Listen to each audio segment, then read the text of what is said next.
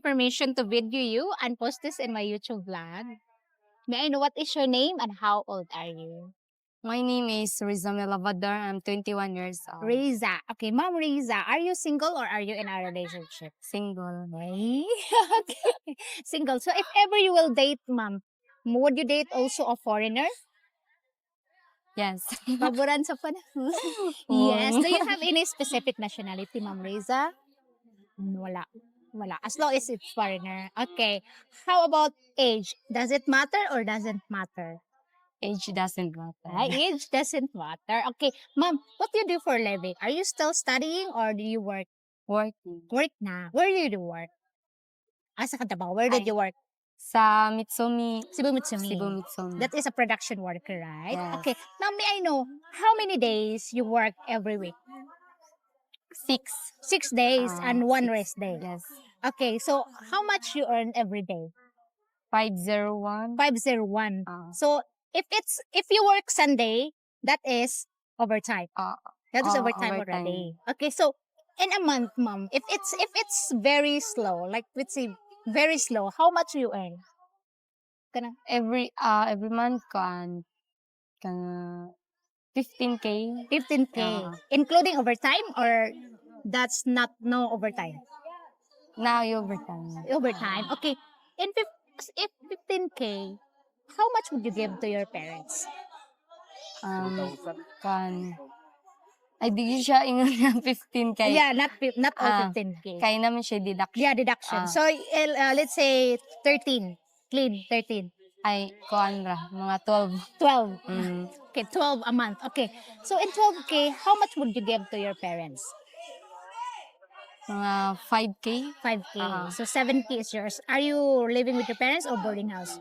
Living parents. Living with the parents. Where do you live? Here in Danao? Compostela. Ay, on Compostela. Okay, how much your allowance to go to work every day?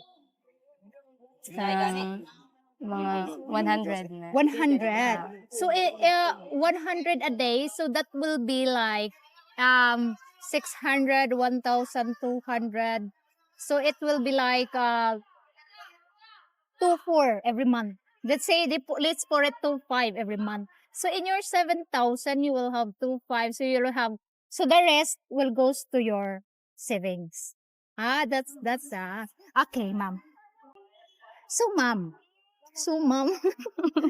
Okay, Riza. As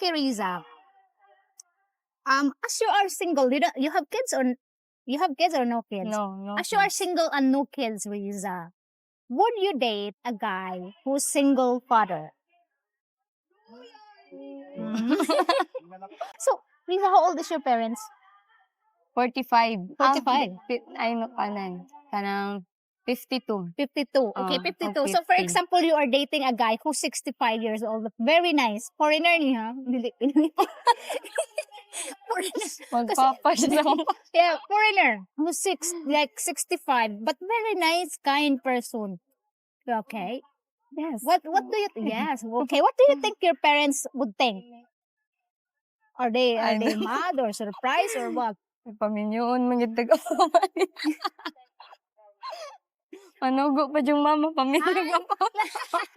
You know what she said? That my parents told me just marry a foreigner. Why they say that? That you will marry a foreigner. Ambot. But they're telling you to get a foreigner. Do you know someone also that has foreigner? Do you know someone also that's dating a foreigner? Like friends, relatives, neighbors, No. So why your parents like you need to marry foreigner like that? So they're okay. They're open to you. Or they're the one who's pushing you. Joke. Yeah. Yeah, but sometimes you heard that to your parents, you better fight foreigners, right? Yes. Yeah. Yeah. So what is your opinion about that?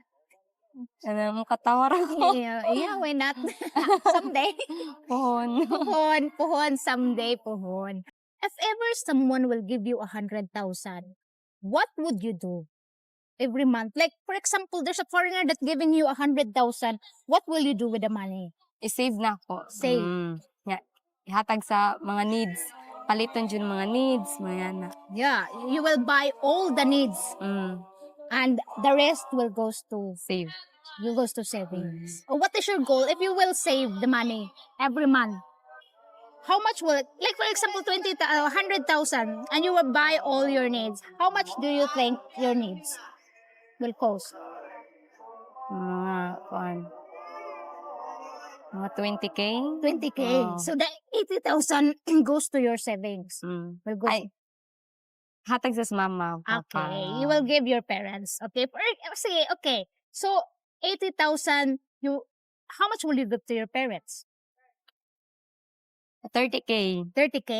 So the 50 will save. Okay, so if ever this foreigner is giving you 100,000, would you let your parents to, all right, father, I have 100,000 every month, you stop working, or would you let him work? Stop working. Stop working. Tigong. So yeah, stop working, I can support you 30,000. Let's Save. I save. want to go back to another country. Hi, I want to okay. work. Okay, save and maybe go back to his country. So that's, are you okay? Like, does appearance matter to you? Appearance Yeah. matter. Okay, what kind of appearance you expecting? Like, guwapo, handsome? Yes, gapo liwat. Ay, Gapa. handsome because the kids will be like, she said, handsome, gwapo, liwat. Gapa. Gapa.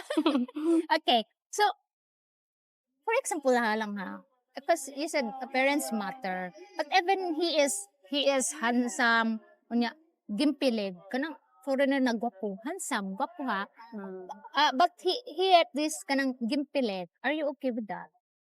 Kanang kimpang. Yeah, with the gimpilig. Tapos naman, in love na jud customer, di jud ka mag-matter ng mga... Ay.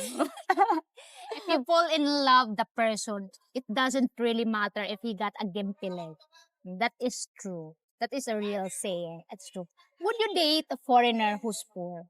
Kanang like we'll say poor, dili poor parehas na to adik kapod kaon. Kanang let's say the poor that they can afford your food, they can afford to give you, shelter, food on the table, but don't have money to go vacation every now and then. Okay. Yes, okay. Yes, okay. So Tabangan, maning kamot min duha. yes, she said, yes, I will make sure that I will strive hard also and I will help her. That's really nice of you. Yeah, because you are working, right? So, did you finish your studies? Wala ko ni proceed og college. No pursued college, only high school.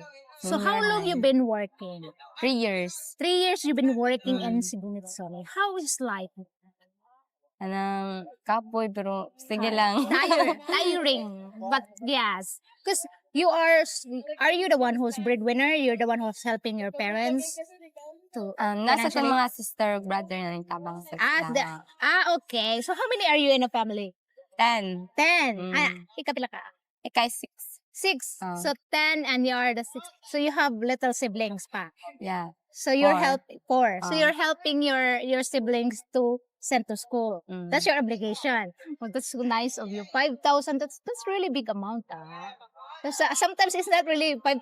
It will be Depende more. sa sweldo. It depends on the sweldo. Sometimes it depends on the salary. Sometimes it's half. You get. Yes.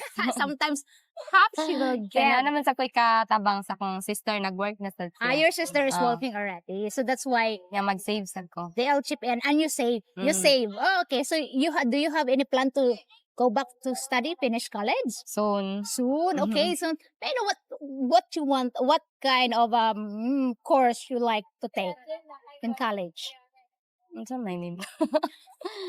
Kanang cream. Nice siya. Cream? You want to be a police? Yes. Hindi. Wow, that is your dream. That is your goal. That's so really nice of you. Thank you so much for chatting me. Thank you so much. I'm very nosy. So, may I know what is your father's job there? Construction worker. A construction worker. That's very, very humble job. I really salute. My dad is also a construction worker. Okay, thank you so much, Lisa, for chatting with me and sharing me your thoughts and perspectives in life.